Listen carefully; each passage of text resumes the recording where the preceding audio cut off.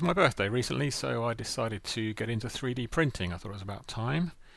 I got more into this. I've seen lots of people using 3D printers online, obviously for various projects.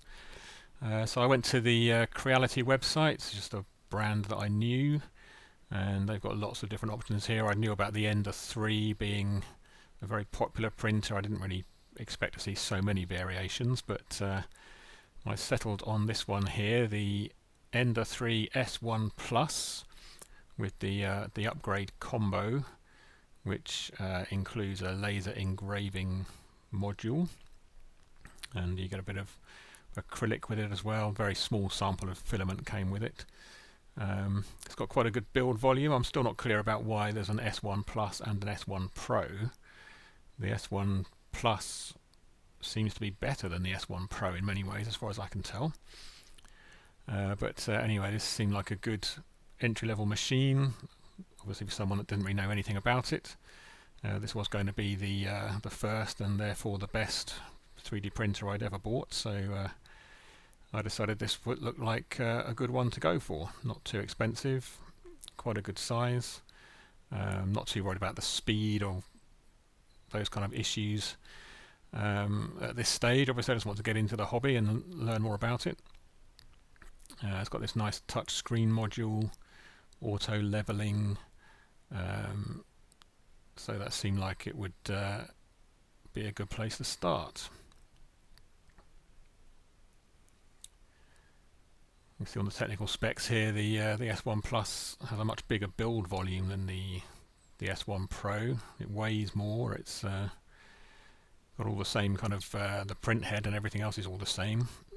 So it seems to be the S1 Plus is kind of the better machine, really. So I was able to get it for quite a good price, much less than the recommended retail price it mentions here. So that's the one I went for. So this is the machine just starting up here. We've got a nice little touchscreen control panel. I think the older models had a slightly less high-res screen, but they did have a physical control knob, which was possibly better, but I've found getting on with this touchscreen has been fine. It's all running the standard firmware. Obviously at this point I'm aware that there is alternate firmware you can upload, something called Clipper, but not even thinking about getting into any of that yet. As soon as you press anything on this control screen, the machine does this auto home procedure, which is a little bit annoying.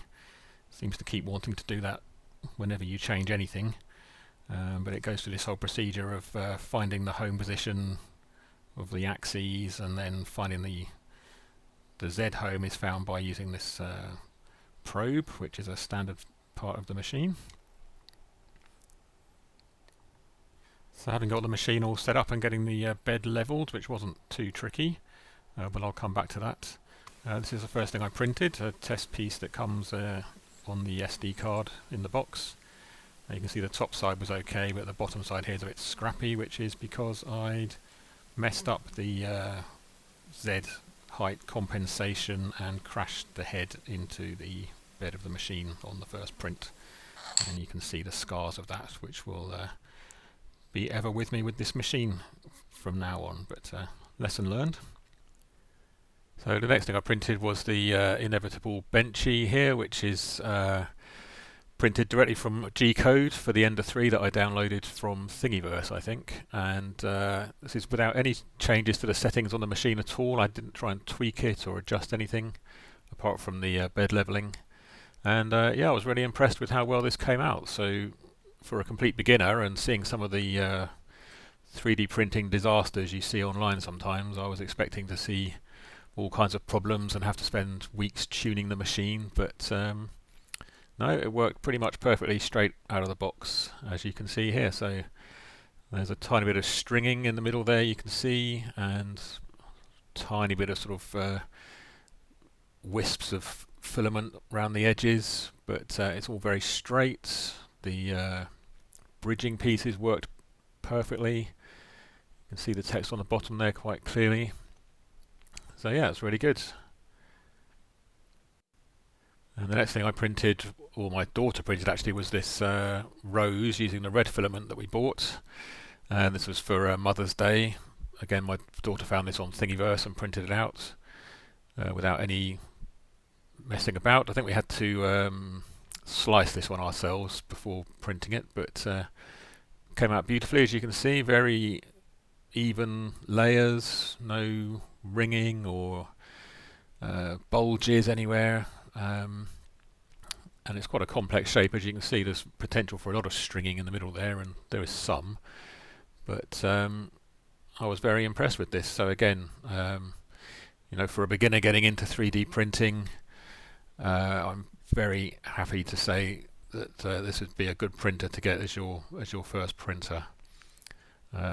Just don't mess about with the settings until you know what you're doing. It seems to work perfectly well, straight out of the box with minimal setup. This was using the standard settings in the slicer as well. There's thousands of settings in the slicer that you can mess about with, but the default profile worked really well. And this is the first thing I designed and printed myself. So this is a hook for my daughter. She wanted a hook to hang her bag on, and so I started off here by just printing the very thin ring that you see here as a test of the dimensions, and it came out perfectly. It's 40mm inside diameter, so I created this in Onshape. The dimension came out perfectly well. It's very, very strong. I was surprised at the strength of it. And then I made this hook again, very crude, learning to use Onshape. Didn't really know what I was doing, but it came out reasonably well, and it's very nice and strong. As you can see here, it takes it away to the school bag with books in it quite happily. So that was all very successful. And the machine setup out of the box was very good. You can see here on the moving the x-axis left and right, you can see the rollers all nice and tight. It all moves very smoothly without any slop, any backlash. No problem there. The z-axis got very nice lead screws. The bottom roller here is not touching the rail, which is not how it should be, but it doesn't seem to affect anything. So again, I haven't tried to adjust it. It seems to work perfectly happily as it is. So that's good. The bed here, the base of the bed where it attaches to the y-axis rail is nice and firm with no slop. But because the bed is on these adjusting screws, that actually has quite a lot of slop in it. It seems a bit odd, but again, it doesn't seem to affect the outcome of the print. So I guess if you had a very big print, very tall print, that's going to become more of an issue. And the y-axis here is a little bit noisy as well. There's a little bit of resonance or something rattling there when it does a quick move forward and back on the y-axis. But again, it doesn't seem to affect the quality of the prints, so I'm not going to try and do anything about it. The biggest problem with this machine that I've found, although it doesn't affect my prints yet, is that the bed is bowed quite significantly in the middle, so it's not flat. It doesn't matter how much you can try and level it. If your bed isn't flat, you're never going to have a perfectly flat and level print surface, and it bows down in the middle by a sort of, I don't know, 0.3, 0.4mm, something like that. So even when the four corners are perfectly adjusted to be exactly the same distance from the print head, the bottom, the middle of the print bed is still lower than the corners. I designed and printed this double lever gadget to try and substitute as a rudimentary dial test indicator. It doesn't work very well, but it was a fun design process to try and show the way that the bed is not level from the centre to the edges. You see here as I push the thing across, the needle gets quite excited as it goes across there, as it the bed lifts to the side there. So the whole right hand side of the bed is nice and level, but it's definitely lower in the middle.